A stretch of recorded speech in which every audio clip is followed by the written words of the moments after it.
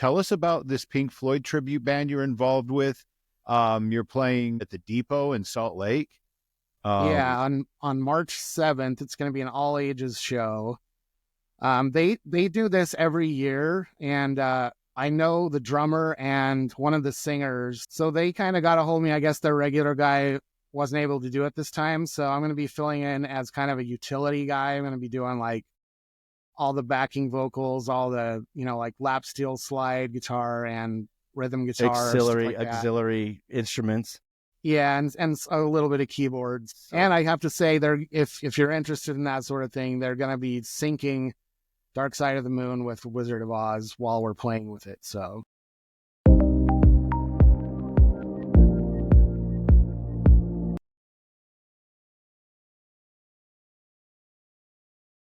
So,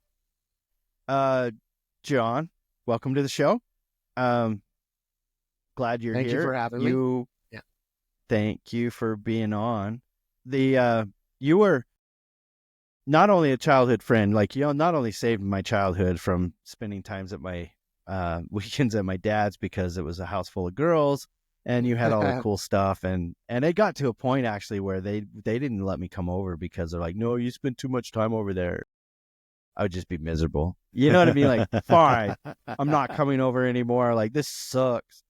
But then we grew up playing together as kids, and then I guess we just kind of lost touch. And then I can't remember how we kind of got reconnected, but I knew you were into music, and I think it was your mom, because she's friends with my aunt, and she was over at some sort of art thing or whatever. And yeah, I think she was talking about you, and I'm like, oh yeah. And she's like, yeah, he's really into music too. And then that's how I think we kind of reached out. And then, it was some time after then we're kind of going back to like last year when I was doing Z Frequency, and I was kind of just trying to get this pool of musicians to join. And I hit you up about doing a song, and you're like, yeah, that sounds like fun. And yeah. We only did one song so far, and it hasn't even come out yet, but it will be out on the album. And it's called Splendid Situation, and it turned out so good. It is fast becoming one of my favorite songs. Just because it's just groovy, like it just grooves, and your guitar lines are superb. But thank you. Yeah. Let's talk about you, man. So you're a musician, you're a guitarist, you're multifaceted. So you do you've done covers that where you've produced all of the drums and everything else yourself as well. But you also have a YouTube channel that you just started up. How's that going? Yeah, I mean, it's really weird. Like, one video will have like 14,000 views, and the next one will have like 60. So you're like, most of ours are like 60 what am I doing or less? Yeah, yeah. So I don't know. We have 25 subscribers now, though. So nice. Yeah, I'm up to like 203, which you are. I just checked. Actually, I was just looking at it. We can show it real quick here. Let's see. I'm trying not to get discouraged. Zach gonna get playing with his toys. Yeah. Yeah. So here's his channel, guys. You need to check it out. Support him if you're into this stuff. Now, what is this channel really about? Like, what do you do on this channel? Well, I mean, initially I wanted it to be kind of for all kinds of musicians, but it's kind of ended up being more guitar oriented. And I haven't decided if that's a good thing niche down for guitarists. Yeah, no. Yeah, I mean, I don't know if I want to get pigeonholed into just guitar, because I feel like I have a lot to say about, trying to help people with all this other stuff too. I mean, my real goal is to just try to help musicians who are, either just starting or maybe they're intermediate and there's like certain things they don't know how to do. If I know how to do it, maybe I can help them along. I mean, I don't want to be like the, do it my way guy, but it's more like, hey, this is how I've done it.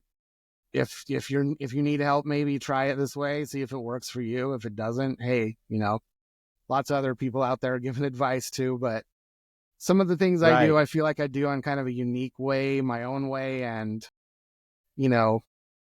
maybe it's something they haven't heard before. So even if you're experienced, maybe you hear me say something. Oh, sure. Yeah, I never thought of doing it that way. So That's So how kind of many my instruments do you goal. play? Well, I haven't counted recently. I think it's around 20, somewhere in there. I wouldn't say they're all on the same level. Like some of them are, a lot of them I just do, like I say, okay, I want this violin part at the beginning. So I'm only going to figure out how to play that, and that's it. I'm not going to be Right. playing I do the same thing. Vivaldi concertos or anything, but I'm going to play this intro so that it fits. Now I'm going to play the Four Seasons. Yes, exactly. So what's the most unique or odd instrument that you play? Well, I mean, I don't play it anymore. For a time, I played bagpipes because my grandpa was a That's awesome. regionally renowned bagpipe player, I guess you could say. He was in some movies and things playing bagpipes. So I did that and marched, in the parades and stuff with him, but I haven't kept up with it at all. That's the most exotic one. That's fantastic. I mean, I do man. a lot That of is definitely an exotic instrument to play for sure. Yeah, and As somebody with a it's lot really of easy. Scots lineage, man, I approve. Thank you. Yeah. I mean, it's one of those things too where for me, I'm not good at like doing multiple things at the same time. So marching and blowing into a bag and playing notes, And you would thinking, see my face start to get blue, and I'm like, passing out. So, yeah, not good, not good. We've got a piper down. Piper exactly. down. I was just waiting for the opportunity. Yeah, I'm sure you I was. apologize now for that. So let's take you back, John, to junior high and high school. It's kind of where you got your musical start, I'm assuming. I believe you mentioned you played trumpet. Is that right? That's Is that right. where you started? Yep. So I feel I'm qualified to say that our friend Matt here, he is an amazing trumpet player from what I can tell. Well, thank you, I am sir, not a man. good trumpet player geeks, anymore, fellow band but- geeks. Band geeks rule the world, man. So Yeah. So I started he's that. okay. I actually wanted to be a drummer, but my mom was like, hell no, that makes too Nope. much noise. Which I have to interrupt because that cracks me up because I've been in ska bands for so long now, and drums are loud, but I'm telling you, a trumpet is the loudest acoustic instrument. It's so You loud. can outpower a drum I'll set say it any every day with- time, man. We brought down the walls of Jericho, baby. I mean, Exactly. that's power right there. Yeah. What do you remember? What made you pick the trumpet for band? Was it just kind of like they do you when they bring you in? You can play this or this or this. Well, so it's kind of a strange story to me because I never even thought about, I mean, I messed around like with my grandma's piano, and, when Zach came over, he had a little sampling keyboard, and that kind of got me, I forgot about that. keyboards are so much fun, and he could sample, you could say something and Record sample into it. it. And yeah, exactly. It was so much fun. I was like, this is awesome, but my heart was kind of in the drums, but I never even really I didn't take it very seriously or anything, but I was lucky to have a high school teacher, Mr. Oberg, for anybody who went to Layton Elementary. Yep. Yep. Yeah, he told my mom, he said, I think John has a lot of musical talent. You need to get him into band next year. I was like, what? How the hell does he know that? I don't even know that. You'd be really good at the trumpet. Yeah, and so I picked drums, but actually the drums were taken because there was only one drummer in a high school band. And then I was like, well, okay, then I want saxophone. And it's like, no, everybody took sax. Yeah. That was like the first The choice same for thing. everybody. Yeah. Same conversation. I wanted to play sax, and he's like, well, we already have too many sax players. How would you feel about playing the clarinet? And yeah, exactly. he asked me if I wanted to play the clarinet, and I'm like, no, that sounds so girly. And Yeah. thinking, now I would have loved to have learned to play the clarinet, Well, I mean, Um, clarinet's a great gateway into saxophone, though. So many of the great sax players that I played with started out on clarinet.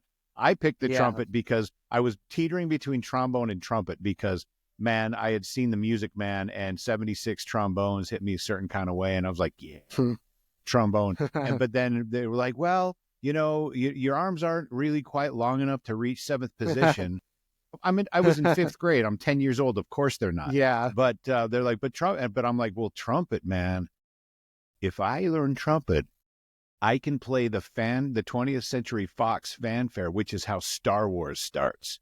Yeah. Now you're talking my language. Yeah. So, so basically it was kind of forced on me. I'm not going to lie, but It's all right, man. I played it One up way or through. another. Yeah.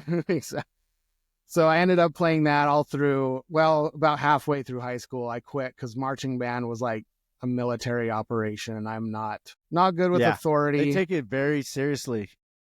Yeah, I'm not going to do push-ups in the sprinklers on the lawn at 4 a.m. when I'm in high school. Right. No. You're like, that's funny. I actually got invited to host as a judge, or got invited to be a judge for a Battle of the Bands at Davis High School.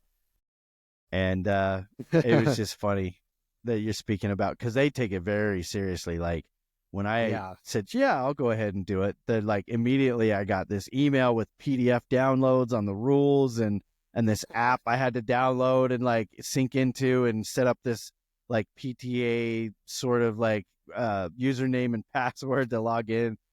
The only marching we ever did, we learned how to march out onto the field in basically just a giant grid pattern, play the Star Spangled Banner, and then scramble off the field, because we didn't even have time to march off, because then the football team would be coming through, and those dudes would look for opportunities to take a band kid out if they were running onto the field. So we scrambled the hell off of the field as fast as we could. That's so funny. So John, yes, we always have like an aha moment where we like, what part in your musical journey, like what point did you think to yourself, like, you know what, I really want to take this like to a whole like nubba level? Yes, well, for me it was, my mom had gotten the CD for Woodstock, and I had never heard it before, I don't think anyway, but I was listening to Jimi Hendrix do the Star Spangled Banner. I was like laying on my back listening to it on headphones. I'm like, what is this? This is transcendent. You know, this is like, exactly. Right. I'm like, he is not playing a guitar. He's taken off into outer space here. He's, you know, this is new territory. This isn't just, I'm playing, you know, Camptown Races on a acoustic guitar anymore. This is like right. mind-blowing stuff. So I just felt it, you know, it was like a spiritual experience for me. And I was like, I got to find a guitar. And then my parents wouldn't let me get one. So I had to wait until I had a job and buy one. But I was super motivated at that point. There you go. And you've done a lot since then, but go ahead. Right.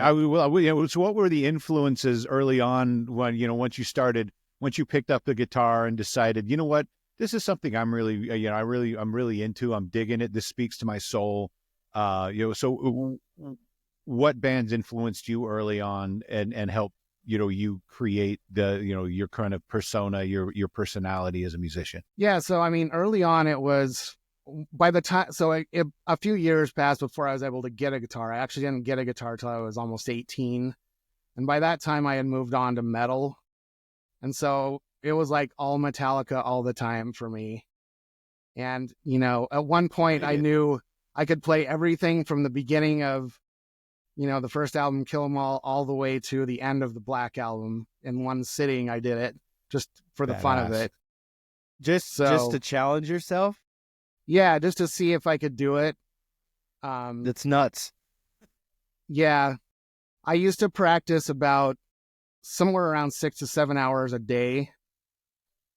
Because I would go to work and I'd come home really late at night and I would just practice until daylight and then repeat it every day. Breathed and slept music. It sounds like that's a true musician for sure. Hell yeah.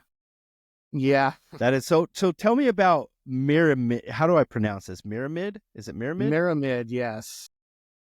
We didn't What actually. What is Myramid? So it was a band that we kind of started. We weren't officially called it that until the late 90s, but we were always like, we kind of started just playing Metallica covers, and then we evolved into writing our own progressive metal. You know, once the band Dream Theater came along, we were kind of obsessed with that, and we were trying to be like more progressive than we should have been. Yeah. You know, some of the songs You were gotta just aim like, high.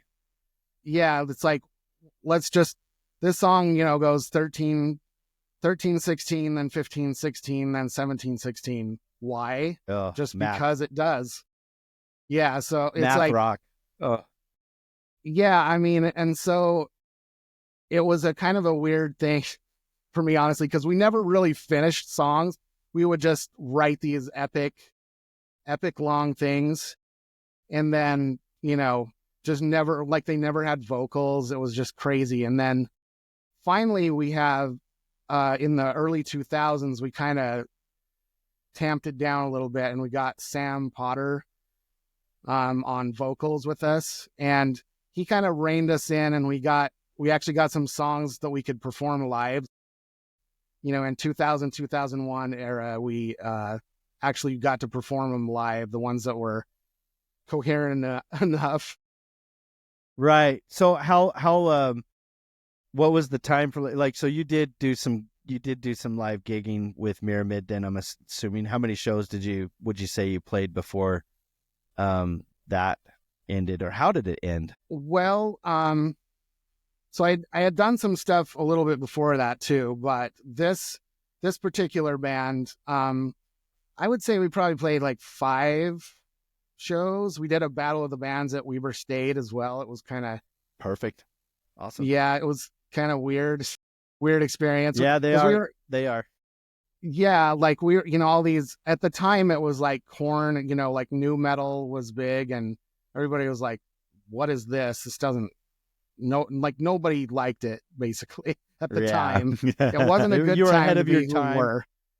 Right. Yeah, it's like now we would actually probably take off, I would think, because there aren't a lot of bands in that space right now.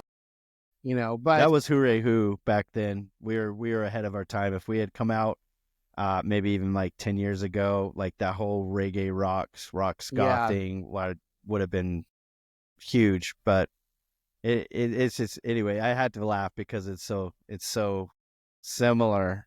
But yeah, and we were kind of chasing our own tails a little too much. We were way too much in our heads. We weren't thinking about, is this a good song? Is this connecting with people? It was just like, how crazy can we make this, you know? And so that was your shtick, though. Like, let's just be so far removed from.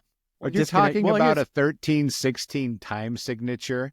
Yes, that's yes. So here's my philosophy on that. Right? It's like, I think like math rock is like musicians' music, right? It's like, it's not for the general audience. Like, it's not like because you can't dance to it. You can't, like, no one can really get into that groove and dance, and I have a lot of respect for those that are challenging themselves to do that sort of signature change ups and stuff. But yeah, like, and on a side note, I'm like, yeah, this is really cool stuff, but this would never go terribly far unless they had a way to keep the rhythm where somebody could dance to it. But yeah, so tell me about, and you have like a website and even your email, you still correspond with Myramid. Is that still a thing, or is it just kind of like, yeah, so I ended up adopting it as the name of my record company, Myramid Records. So it's kind of like, okay. It's kind of like stuck with me this whole time. It's just a weird word. And so it is. Nobody's gonna mistake it for anything else, or steal it or anything. If they do steal it, then I know where they got it from. Right, they got it from you, because I've never seen that before. But and I didn't even know how to pronounce it correctly until I guessed nobody it right. does. But I will say, just on a quick note, I'll make it quick. So we did get back together in like 2006, 2007, and we kind of revamped the songs, and we did play them again live with a slightly different lineup. But I have the songs recorded, and I think me and Sam are probably going to trade off singing on it, and I plan to release the good songs anyway at some point in the future. They're like 90% done. You've already recorded back in 2006, is that right? It just needs to be finished? Yes. Am I So hearing that some right? of them were recorded like in 2001. Some of it was recorded in 2006, 2007. And then during COVID, that's kind of was my project. I re-recorded all the guitars because I had never really Okay, done so the you final retract ones. this stuff. Yeah, I retracked the guitars and I fixed all the drums, and some of them are pretty cool. I mean, they're not like hard to follow, and they actually do have a cool groove to them. Yeah, I'm excited Just a actually little- to hear about that. That's kind of cool. Yeah, a little teaser for the unknown future whenever I actually get it done. Yeah, well, I mean, like the thing about like with us and Hooray Who is we're still together. We're just not active. It's like, Yeah. Maybe we will, maybe we won't. We don't know. We don't want to ever just shut the door and say, "Now we're done." But Yeah. there's no foreseen future of us doing anything at the moment, I other think- than I we think did there just will- release I a think song. that sooner or later, the opportunity or the right show will come along that'll kick us into getting back in and throwing down a few rehearsals, tightening up a set, Yeah. and getting back on stage. I think it would be fun to Yeah. redo. Yeah, well, like I don't know that I don't know that as far as I'm concerned anyway, as a member of the band, I'm not too terribly interested in writing new material, No, but I'm okay with doing like some of the stuff that was popular when we were playing gigs, and we played a lot. But Yeah. that's so cool that you're resurrecting this project. And Old Man Johnson just resurrected an old Yeah. project and released a song just recently called Spider Bomb, and it's Great. Yeah. phenomenal. wicked. It's such a And good song. Funny enough, Myramid opened for Old Man Johnson back Okay. during that time. Yeah.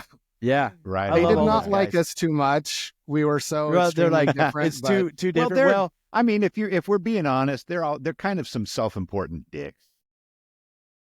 I'm just kidding. I was like, I hope you're kidding, because they're actually going to be on the show. I know. I in a love few every weeks. single one of them. And Yeah, if I they're know. watching right now, you better know I'm kidding.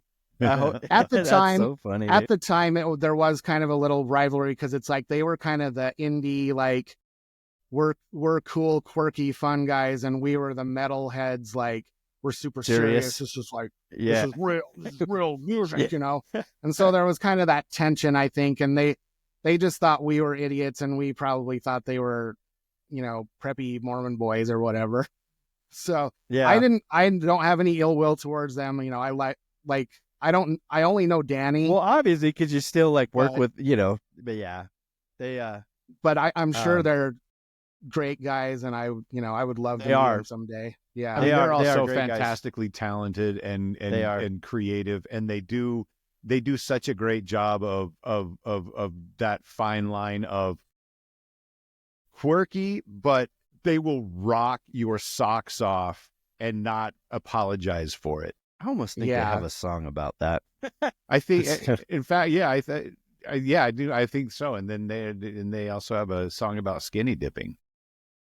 That's right. Oh, well, Yeah. they have a song about Walmart, and I sing it all the time with my daughter every time we go Walmart, to is my Walmart. favorite store. That is it. I shop there because I am poor. I probably sang that song just off the top of my head more than any other local music ever. Like even my own stuff, But But we're Well, getting off on a rabbit hole that we'll save for another episode. But yeah, we'll give it a couple weeks and we'll talk all about it. But let's Yeah, let's and I'll bring it just up say to the that- now, man. Let's. Yeah, go for it. Oh, go ahead, man. Finish. You. I was just gonna absolutely. say, my music tastes have changed so much since then. I'm so much more eclectic now. I would probably be, my music is probably closer to Old Man Johnson's now than it was then, for sure. It's not. sure, I'm not a metal I get guy that. anymore at all.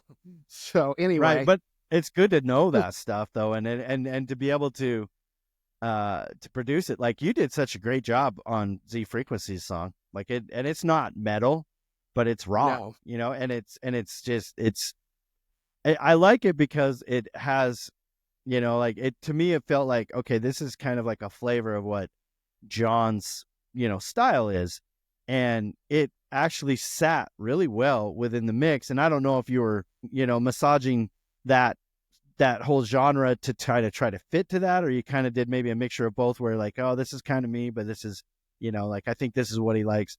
But you did such a great job, man. And thank you. the other guitarists that we work with, like Wim Becker and Chris Olsen. They all have their own unique, even Jeff Huso, they all have their own unique way of presenting their tracks. And it after a couple songs here and there, it's like, okay, I know how they're going to sound. So depending on what the music calls for, I'll listen to something that I write or a composition. I'll be like, okay, this is screaming Whim, and now that you've done it, I know there'll be other songs be like, okay, this is screaming John. And so I'll hit you up first, and whether you accept or decline. But so you guys are kind of becoming Steely Dan now then, right? That's what Steely Dan used to do. When is it really? Yeah, Whim yes. with Whim, yeah, it's kind of like he's got that cowboy rock kind of feel to it, like almost like there's some funk in there too, but he's got like that Eagles kind of vibe, and it works great for the like rock reggae stuff. But you were in another band called Denial too, right? Yeah, this was what project 90s. Was that real quick?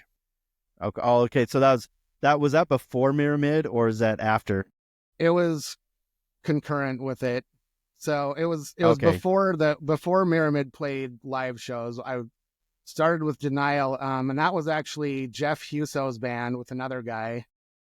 Oh, okay, okay. I remember him talking about this. So yeah, and this was, I think it was when Hooray Who was pretty big, right? Because I remember hearing a lot about you from the guys in that band.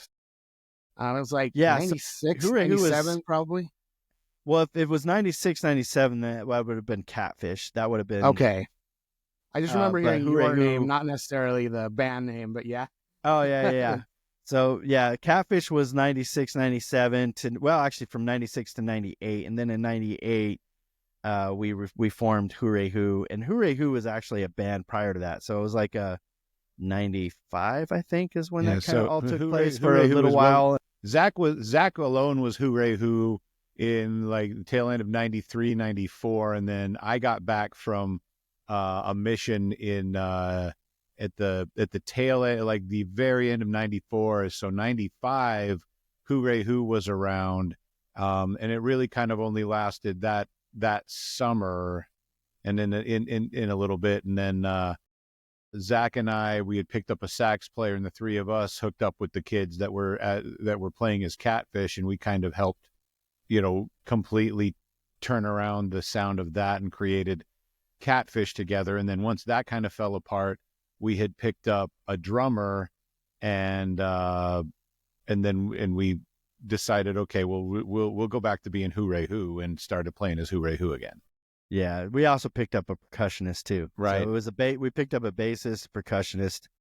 Well, we picked up all the core band. All we had was a singer and 3 horn players at that time, but that's what walked out of the ashes of Catfish was, and then we just kind of created a core band and a percussionist who's still involved today, and I talk to him all the time. So what? Yeah, so this was that same time period, and sorry, I didn't mean to cut you. Did you guys do any gigs with Denial? Yeah, so basically what happened was Jeff left. I don't know if that's when he moved to Arizona or if he just left the band. It might be, yeah. They I was friends with a few of them, and they kind of asked me, they're like, hey, you know nothing about the music we're playing. Why don't you join and just give us a different flavor, Because they wanted to do more like, 9 Inch Nails, KMFDM, things like that with some really heavy guitars in them. Right. And so they kind of brought me in to bring that heavy guitar in there. And so we made an EP, and we released it, and we started gigging. We played all over Salt Lake, all the Deviate, and I don't even know the name of the places now, but Manhattan. What's it, the Manhattan? Or there was a bar in Salt Lake. It was a basement. I don't want to say it's Manhattan. It was the Manhattan. It's that used to do Quarters. A lot of gigs, it's Quarters DLC now. Yeah. Yeah, and then we used to play so we were industrial is what we were. We were like, Ministry, KMFDM, that kind of thing, and we used to play at Lamar's in Provo a lot, which has a strip club adjoined to it. All right. That's awesome. I didn't even know that existed. Yeah, it was on Main Street in Provo, and it's hilarious because we had a song that had kind of a sultry female voice in it, I'll say. And the strippers there we gave them CDs and they started dancing to it and stuff. And so when put we it would in come their, and put it play, in their, yeah, they started working with it. yeah, and when we would come and play, when we would do that song, the strippers would come up on stage with me, and I kind of had a hard time playing, to be honest. You loved every they were, second like, of it. licking my It's a guitar. little distracting. Yeah. I mean, I'm kind of the kind of guy who, like, I kind of don't like when women have to result, you know, I don't think it's cool that women have to strip. I you know, if they want to do it, that's great, but I'm not like, you know, I don't know if I don't know if any of that makes sense. It's like, yeah, I wouldn't want my daughter to do it if I had a daughter. Correct. Right. It's yeah. But when they're on stage with you and you're younger and they're licking your guitar, it's hard to focus. I'll just say that. Correct. Yeah, that can be distracting. I think the closest we ever came to that was the chick that put Zach's mic down her shirt in Ogden. Yeah, and that was not pretty at all. That did not turn me on. Distracting for a whole other set of reasons. She was smashed. I hid behind the drummer, and she was walking around, and she was going Tawny Katane on the pool table, and she had to be removed. Actually, she was so just drunk, and she had this look in her eye the whole time, staring at us in the band, like, you know, you want this, you know? And yeah, I was like, no, I don't want any of it. But the funny thing is like I never got that, right? I always got the drunk dude, you know, like, yeah, you rock, bro, you know. I was always the guy. 99.9%. Yeah, of me. Yeah. Right. I was like, cool, thanks, man. You're like, yeah. Anyway. You can probably cut this whole part out if you want. No, I'm not at all. This is Are you the kidding good me? stuff, That's what makes this show great, man, is you never know what rabbit hole we're going to go down, you know, and then out of nowhere, Matt talks shit on Old Man Johnson and probably starts a turf war. Yeah. That's all on you, man. Absolutely. I own that, man. You guys know. So you were in a, you also, can you talk about your current projects? You were recently, you used to you had years behind being in a corporate band, like a corporate cover band called Timeless. And then I think like you had like where you guys are back together, right? Or still doing things, or is that kind of like on hold, or is it kind of one of those things like we don't know yet? So officially our agent we were with an agency. And officially, they're trying to get us gigs. Supposedly, we have one on 4th of July, but it hasn't been, there's no contract that's been signed yet. But gotcha. Yeah, I mean, we've been doing that for 9 years, and we're we don't know right now.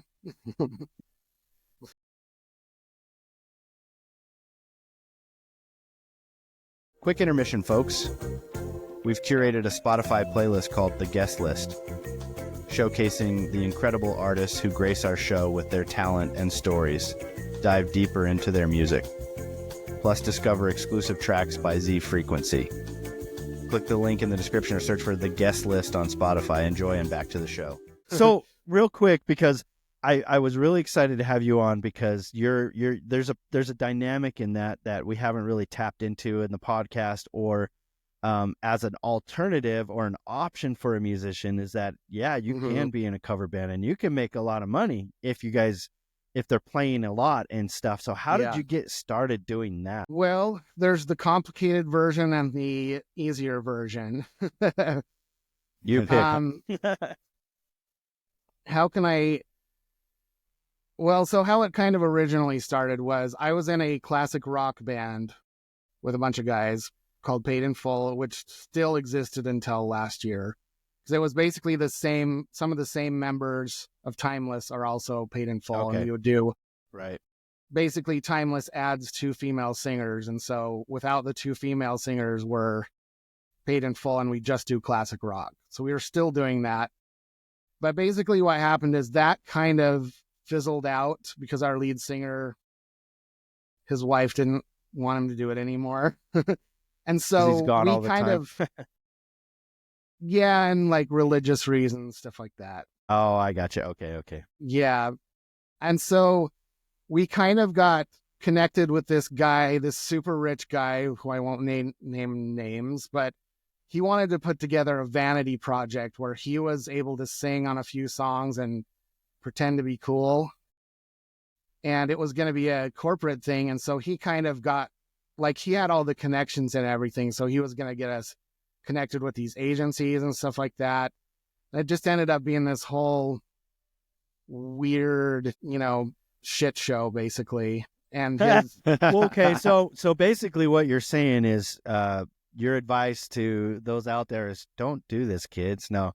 yeah, if somebody comes to you with a proposal that sounds way too good to be true, it is. That's what I'll say about this guy. Somebody who makes a lot of promises. That's pretty true is about anything in life, but especially in the music industry. If somebody comes and pitches you something and it sounds too good to be true, there's a damn good chance it is too good. Yes, to be true. Right. And I've been signed to several labels who were guys that, once you get a little further in the process, you realize this is a guy who knows absolutely nothing about music, the music business, just is looking for a quick way to make money. You hear about those stories all the time, but even on a really simple, basic local level, Like it an happens indie too, level. where Oh, where sure. these guys, that they just have this idea in their head and they think I can make this work, but in reality they have nothing substantial to offer you at all, and they're just wasting your time. Yep. We've I've been through a lot of those. Beware people that name themselves after cities, and if a Mr. San Diego says he can take you to the top, he might be full of shit. Yeah. Yes. So, but I was just, I guess what I was hoping to get out of this little conversation here on this segment. Yeah, and I apologize for that it's stupid stuff. No, it's okay. I was just saying it's okay to do covers, right? It's okay to be a cover band because really that's where the money is, like unless you go to a place that kind of specifically caters to original artistry, most clubs and bars that hire entertainment, they want their patrons to be entertained. And the easiest way to entertain patrons, unless you have your own following, is to do a cover songs where people already know the music, they know the song, and they've already got a few beers in. They're like, oh yeah, I love this song. Yeah. And that's that. So there is something to be said. And even bands, I think, that have original music, I would think if you're first starting out, I would almost do most of your set, especially if you're only like opening, so like you have 30-minute, 40-minute set, do most of your songs as covers and maybe slip in an original or two. And yes, you slowly build a following, and where you got the same faces kind of showing up every time you play, then then they'll be more interested in hearing some of your original stuff. And I never took that approach. I mean, we did a couple of covers. Like we covered one local band called by Swim Herschel Swim called Fuzzy Butt. And then we did an Oingo Boingo cover of Who Do You Want to Be? And those were the only two that we ever really... we also did Some Kind of Hate.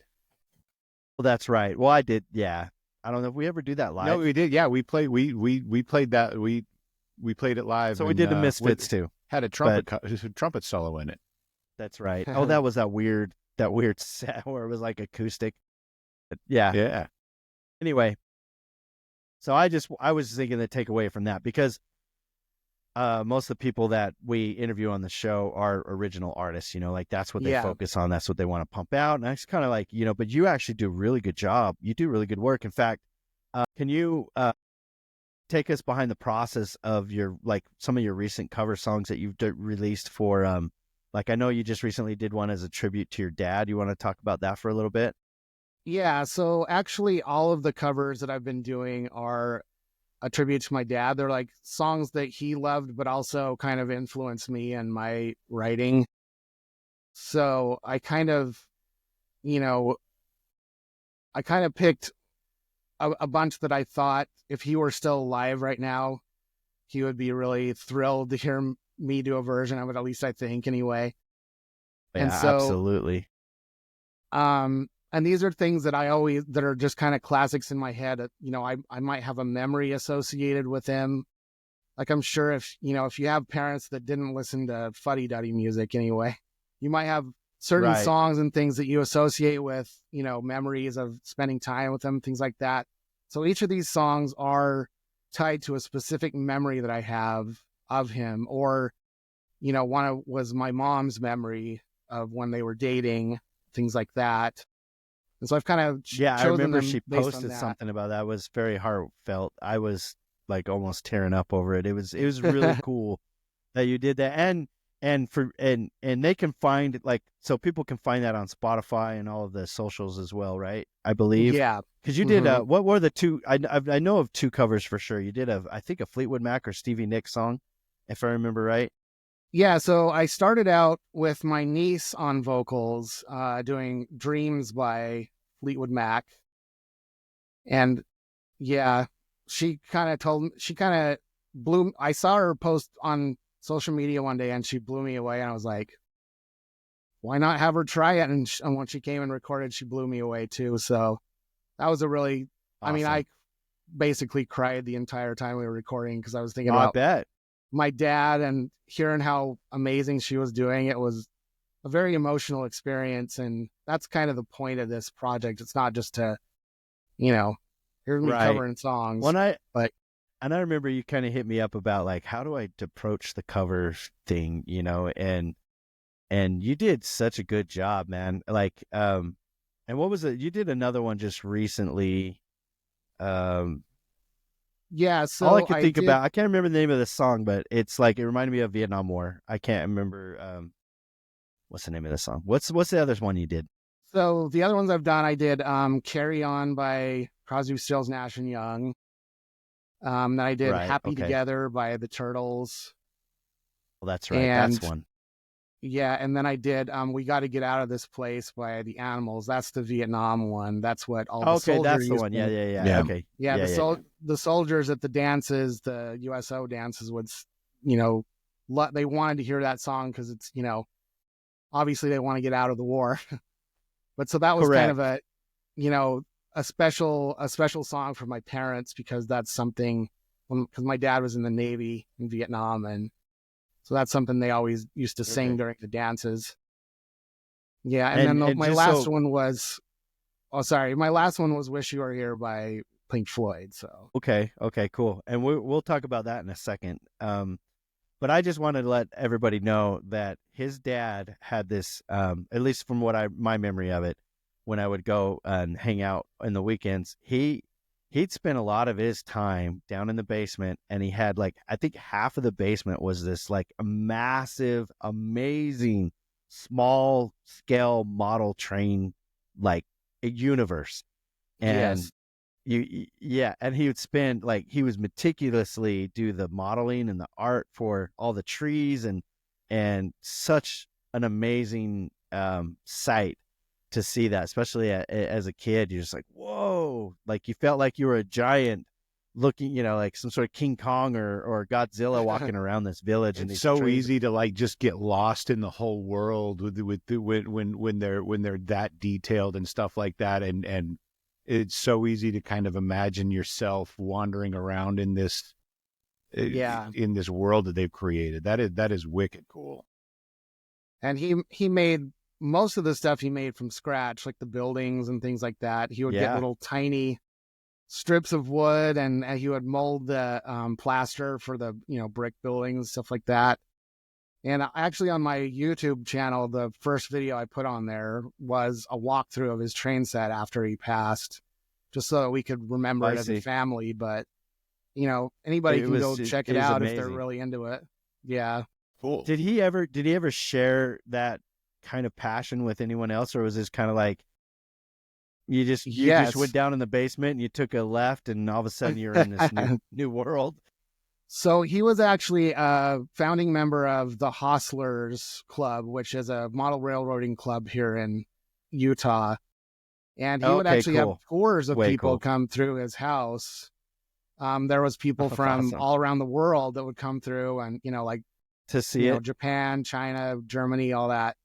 So yeah, he would host I think it was like a couple times a year, like, because they would rotate houses that they would tour. And so he would host Right. it, and they would all these groups of people would come in. So he did get to share it. And he actually the group was very vibrant. Like they put on train shows locally here I in think Ogden I've been to and a Salt couple Lake. of them train. I think Drew, my oldest son, at one point, he was really into trains, and his his grandpa was into model trains, a much bigger scale. But we all decided to go to like State Fair Park, and they had some train, modeling train exhibition or whatever. Yeah. And I bet you that group was probably there. There was a lot of people there, but really cool. And very cool. Yeah, and if you go, you can actually see his work if you go through the Ogden Union Station museums. He did the model railroad piece of that, along with some of his friends. So I think I've seen it, actually. I want to say that I've actually seen that. It's interactive too, isn't it? Is it interactive where people can push buttons and they make horns? It's like old school interactive. Yeah. Like you push a button and it plays a recording kind of thing. Yeah. Yeah. Okay. All right. Yeah. I think I see that. But so we're going to move on now to kind of what you're doing now and in the future, what your plans are. We briefly touched up on in the beginning that you had a YouTube channel, and I kind of showed a little bit of it that you recently started, and I'm so excited for you and this channel, and your quality is really good, man. Thank you. It shows that you've done your homework, like you've only got like 20 something videos out, but everything looks very professional and it's really well done. And thank you. Yeah. So if you're a guitarist, you're into guitars, you want to be into guitars, I'll leave a link to his channel in the description. You should definitely check it out, show support. And what do you like about being on YouTube the most? Well, it's a creative outlet for me. I have all these ideas. I have ideas for probably over 100 videos. So if I ever get them actually all finished, that'll be a different story. But it's time, just right. It's time. Yeah, it's very time consuming to make a video. It can be a full week of work sometimes. But yeah, I mean, releasing music, unfortunately, is very difficult to get people to listen to it. You write an album for 6 years. That's what I did. And you put it out, and the day after you release it, it's like, okay, nobody's listening to this anymore. What do I do now? You feel defeated. Yeah. And so I kind of thought maybe with the YouTube thing, people will, they'll come and they'll get some information, which is something fun to do, but they'll also maybe go listen to the music too, and kind of get a 2-for-1, deal. I'm right there with you, man. I'm kind of in the same boat. We can totally relate. Yeah. Like I love doing music, but when I started doing the Z Frequency project, it kind of kicked off about this time last year, and it was full steam ahead. I was focused and I had a goal, and for the most part, I want to say 95% of that goal was met by the end of the year. So I should be proud of myself for that. But halfway through, at about August, July, I hit Matt up and I said, man, it'd be fun to do a podcast. And then, so that's when it first started, and I had no idea. We didn't know what we were doing. We're like, let's just play around with it, see what, and it turned out to be so damn fun that is like my new passion project, right? So I have to remind myself that there's still music to be done. I have to like switch hats, and I say that all the time, but like I do actually manage to handle both. I don't know how I'm doing that, but the Z Frequency stuff is slowing down a little bit, but I'm also kind of shifting gears. So last year was all about pumping songs out, bang, bang, bang, bang, awareness, right? And I got some, not a lot, but I got some, I didn't just do like 6 years of an album and then pump it out, and that would be kind of devastating to have, kind of a negative reaction from it. But one song is like, nobody cared, but then the next song people do, and so it's like, all right, well, this year, I probably won't release as much music. The album's going to come out. So the idea was I was going to put out a new song every month. And then at the end of the year, I was going to collect it all as an album collectively. with a few more songs that haven't been released. That's still going to happen, but now it's kind of being pushed till spring, and I'm near the ending, the final stages of that. But moving forward, there may be like an EP, maybe, 5-6 songs at the most. But what I want to focus on is doing live stuff, and start playing some gigs. And that's kind of a whole new animal because I never really had a band to begin with. So it's like I have to recruit a whole new band to be willing to play these songs live. And, and it won't be often, I don't want to play like every weekend. It's not like a heavy duty thing, but I would be fun to play a few shows a year. So that's the goal for that. The podcast side is just to keep growing. It's just and it's very YouTube focused, even though it's like it's ran through Spotify podcast, and we're on Apple as well. And but YouTube is where it's at, and that's where I love doing this stuff. And so I get it. What is the one thing you hate most about doing YouTube stuff right now? Well, looking at the numbers discourages you, it's hard. The slow growth. Yeah. Like I was saying, it's like, it's very inconsistent. You'll see one video do really well and then another one not so well. And then, I'm doing shorts as well, and I'm putting them on TikTok and Instagram, and, one will get 2,000 views on YouTube, and then for some reason it gets 4,000 on TikTok, and you're just like, what am I doing right and wrong here? I have no idea. I have no gauge of whether video. I'm doing it. Yeah. I mean, do you use a particular platform to push those posts all out, or are you going in and posting individually on each platform? Yeah. So I use a site called Buffer. With that, you can schedule multi-spreading. Yeah. Scheduling platform.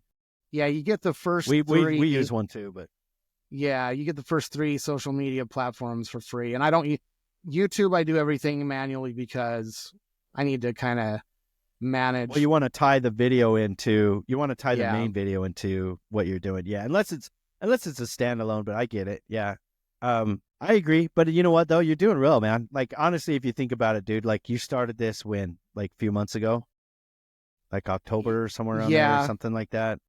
And it took me almost 2 years to get started too, because I mean, just where you're at now, you're at like 200 something subscribers. We started in August and we're at 25 subscribers, right? So we're moving at an even slower pace. But on the other hand, it's like part of me wouldn't want to have super success too fast, because you got to learn how to handle it, and while you're putting videos out, you're becoming more in tune to what you're good at, what you want to do. And I would imagine anyway that one video that hit 14,000 views, whatever's in there, I would be dissecting the hell out of that thing. Like, okay, well, what was it? Like, I need to do more of that. That's the big conundrum, right? Is that you're looking at it, it's like, wow, this one got 14,000 views.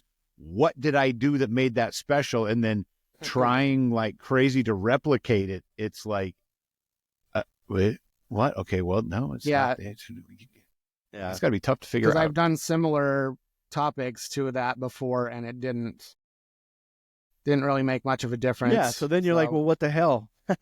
Like that one worked. Why didn't this one work? So yeah, it's a lot of it's trial and error, and then the other thing too is like, you don't want to like, and I do this anyway, because like as soon as a video comes out, I'm like, hey, new video coming out, check it out. But on the other hand, you kind of don't want to do that because you kind of mess up the algorithm, and they kind of get confused on who they want to push it out to. So I'll share it, like, hey, this is out, check it out, whatever. But I never really go beyond that. I'm not like DMing my friends and going, hey, do me a favor and subscribe to my channel, because they probably would, but they're not really interested in it. So, I don't know where it's going to go. Like right now it was supposed to be about musicians, and it still is. And the idea was that part of it would be interviews and getting a perspective from a particular artist or musician, and then add value some way to somebody who might be interested in getting into music. And we kind of do provide that.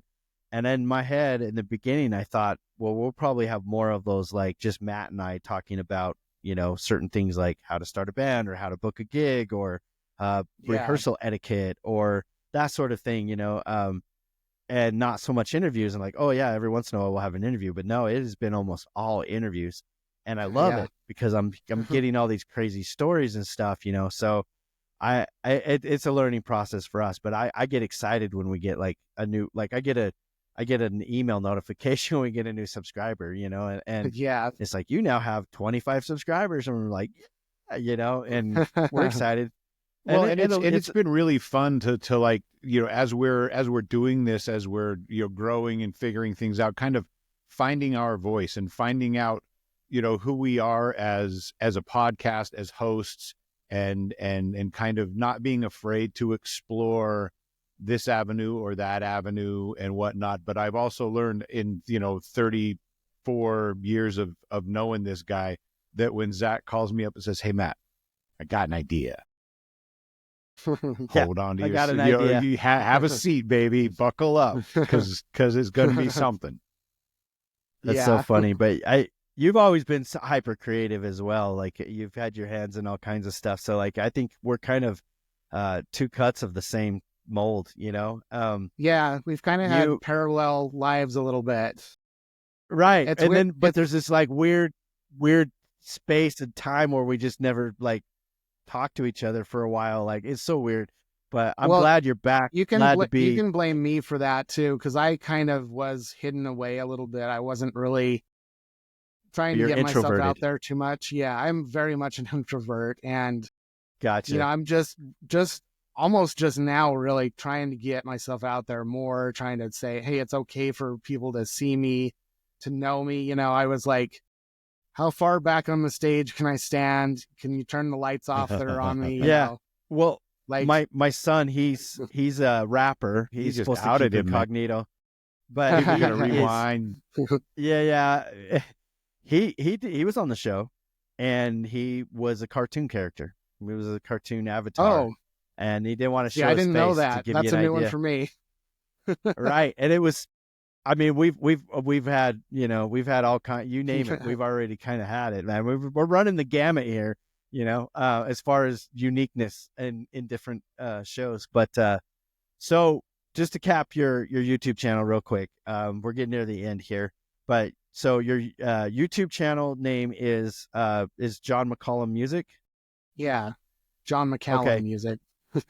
McCallum, sorry. I say McCallum. Right. I say McCallum. I have to defend the honor of my ancestors. Yeah. So you know what's funny is I did that ancestry thing, and I thought, because I thought I was mostly German, and it turns out that I'm a good portion English, British, and German, but I had no idea that I actually have some Scottish in me too, and I'm like, I had no idea.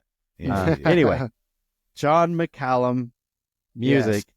And you focus on guitars at this point anyway. Your niche is like, I've done some about songwriting. I think I'm going to try to get a little bit into the production side too, like advice on production. That's what I want to do personally, like my own personal channel, is do music production, maybe even podcast production, but that's what viewers can expect. If you go to his channel, you want to learn some stuff about guitars, and he knows a lot about guitars, and bagpipes and violin. Yeah, do you talk about bagpipes on that channel yet? No, you should. No, he's like, I challenge you to add if my show, grandpa was still at least alive, one episode about bagpipes. Yeah, if my grandpa was still alive, I would get him on. But I'm not an expert on that at all. No, you're like, this is how a dead cat sounds. So this is how yeah. So where can people find your music, John? Besides YouTube,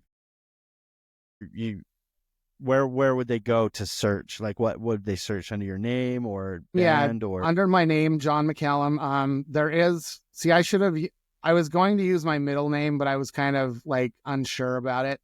But then after I posted everything, I found out there's another John McCallum in Scotland, and he has this project called the Haggis Horns, and that's not me. So if you look me up and you see that, that's the other guy. I'm the one that's that okay. has, when I the other you're the stuff. one that you're the one that has what? So I have an album, an EP, and a bunch of cover songs that are singles. So Okay. It's pretty easy to tell us apart, I think. If you put in He doesn't Z even frequency, have his photo, so. Oh, there you go. At least, Just look for this. and that's one thing you definitely do is you put your grill on all of your socials, your channel. So this, Yeah. like you can, and that's actually good. That's a good thing. Like, but yeah, I was about You to are say, your product, man. correct. You're your brand. Yes. But I was going to say that if you go to Z, if you type in Z frequency in Spotify, especially if you they haven't already done a search on it, like you get weird frequency stuff. Like it's just I weird, couldn't even weird find stuff you comes actually. up. Right. I had We're to there. dig. You have to like actually start typing in the name of a song, and it's unfortunate. I think if we had a bigger following, that'd probably be a little easier to rank and search, but and then as far as how can people reach out to you if they want to do like for collaboration or performance or just want to get in touch with you? Like, do you have a social media that you hang out on or can be reached? Yeah, I mean, pretty much any of them. Instagram's a good one. That's where I end up talking to musicians the most. It seems like that's your home, and just if you will DM me there. I mean, I talk to people on Threads, on Facebook. YouTube is just kind of snide comments usually, but yeah, you can just DM me. Yeah, I haven't done it too bad yet, but I've had people make fun of the way I like pronounce words and things like that, and I'm like, whatever, man. Oh yeah. Maybe I'm inventing a new way of saying this. What do you think about that? Who cares? Like I don't even care. Like I almost at this point, like I like troll me, just be haters. Come on, I mean, just say something. It gets the engagement up. Right, that's how you have to look at it. It's like no news is bad news kind of thing. It's like no engagement is bad engagement. That's correct. Really true. Yep, but absolutely. But I'll just say, I'm trying to put together a band right now to do my own songs live. So that's in the works. You're working with Sam Potter on that project, right? Yeah, he's gonna be my backup guy, my guitarist. He's singer. Been featured on Z Frequency too. Yeah, on a track called "Good as It Gets," and he did such a great job on that one too. Cool dude, way cool dude. Yeah. So all right. So do you have a name for that, or is it just going to be under your name, John? It's just going to be under my name. I kind of want when I get the band together, I want them to come up with a stupid name like, John McCallum and the whatever. Fill in the blank. Yeah. The Muff Divers. Yeah. Just kidding. Just as long as it's not like something like that where it discourages people from coming to see like me. That. Definitely not that. Well, I was being facetious. Though. It'll encourage a certain crowd, but maybe not enough people to come and actually enjoy the show. Right. So, all right. Well, cool, John. It was good. It was a pleasure to finally get to have a conversation with you. You'll have to come back and before we let you go, man, you've got a pretty big gig coming down the pipe. I almost forgot. So before we let you go, tell us about this Pink Floyd tribute band you're involved with. You're playing, you're playing at the Depot in Salt Lake. On March 7th, it's going to be an all ages show. They do this every year, and I know the drummer and one of the singers was in my band Timeless, and but she's not going to be there this time, unfortunately. But so they kind of got a hold of me. I guess their regular guy wasn't able to do it this time, so I'm going to be filling in as kind of a utility guy. I'm going to be doing like all the backing vocals, all the like lap steel slide guitar and rhythm guitar, auxiliary instruments. Yeah, and a little bit of keyboard. So yeah. Nice. Yeah, that is awesome, man. That's cool. Thank you. That should be a lot of fun. It should be. Yeah, and I have to say, if you're interested in that sort of thing, they're going to be syncing Dark Side of the Moon with Wizard of Oz while we're playing with it. So, are you kidding? Well, there you go. Yeah, absolutely. We're all about the conspiracy stuff, man. So yeah, absolutely. Cool. Well, right on, John. Thanks again for being on the show, dude. And we'll have you back and get some updates on your new project with Sam. And hopefully we'll keep in touch. I mean, off the Z Frequency side of things, you definitely be involved. But yeah, we'll have to have you come back Sweet. on the And podcast. we'll look for John McCallum and the Definitely Not Muff Divers coming to a stage in the near future. Yeah. All right, man. Well, if there's anything else, I think this is where we'll just say peace. Yeah, thanks for coming, man. It's been a good time, and we look forward to seeing what you have coming down the pike and seeing you back again. All right. Yeah. Thanks, guys. All right, man. Take care. Catch you on the flip side.